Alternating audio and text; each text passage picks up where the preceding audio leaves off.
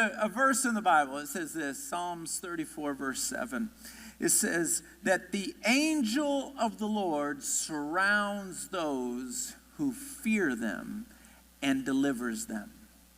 An angel of the Lord. Many years ago, I think I was 21, 22 years old.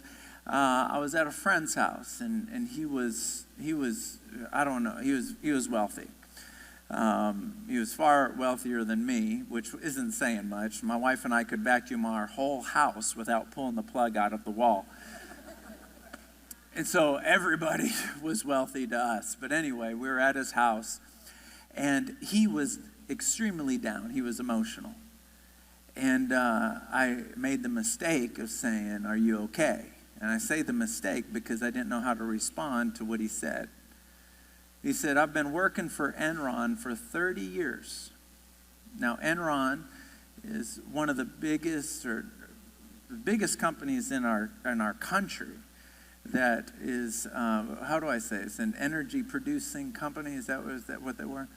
They were so big that it was where the Astros played, the Houston Astros played in the Enron Stadium.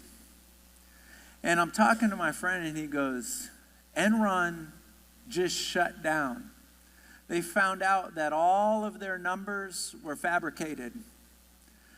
All of their numbers, all their stock numbers, all their income numbers, all their expense numbers, it was all fabricated. So this big, massive international company shuts down. So he goes from making a lot of money, he's been there for 30 years, to no money. Worse than that, all of his retirement was tied up in the stocks of Enron.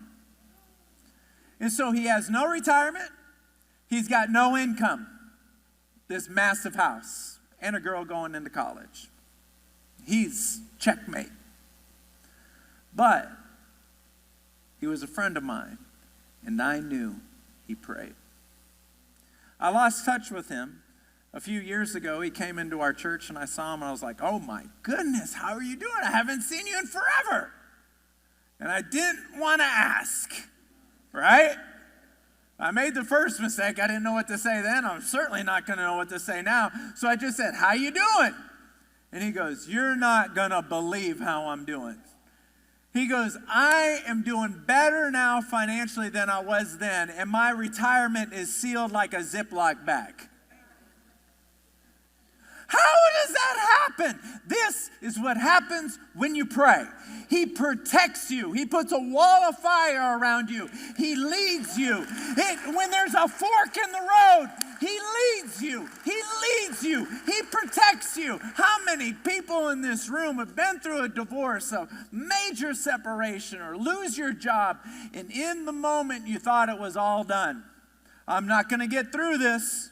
I'm not going to get through this. Now look at you, girlfriend. You're doing better now than you did then. And for the husbands, now look at you, dude. My girlfriend, I got to tell you that. My girlfriend's on the front row. I love my wife so much. He protects you. This is what happens when you pray.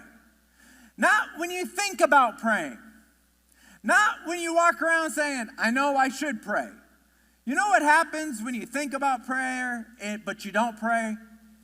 Guts. That's what happens. That's Italian for nada, nothing, zilch. You're just like everybody else, scraping and clawing, hoping and wishing. Getting bitter at the same time, angry at people who cannot change anything, but you got to blame someone. Nothing happens. But this is what happens when people pray. You are protected. You receive grace. You receive mercy. This is what happens when you pray. Now let me talk about, I got 4 points, but the third point is my favorite by far. In Revelation chapter 3, verse 20, it says this, "Behold, I stand at the door and knock. If anyone hears my voice and opens the door, I will come into him and dine with him." I love that verse. The reason why I love that verse is not only is he knocking, but clearly he's shouting. Because he says, I stand at the door and knock if anyone hears my voice. Now, I got locked out of my house a couple nights ago. It's a long story. I don't have time to get into it. My whole family was in the house. I'm locked out. It's like 9:15, something like that.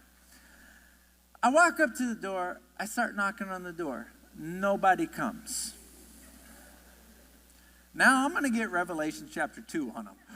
Open the door! I'm yelling louder than I'm knocking. Open the door! Banging on it. Does anyone come? No.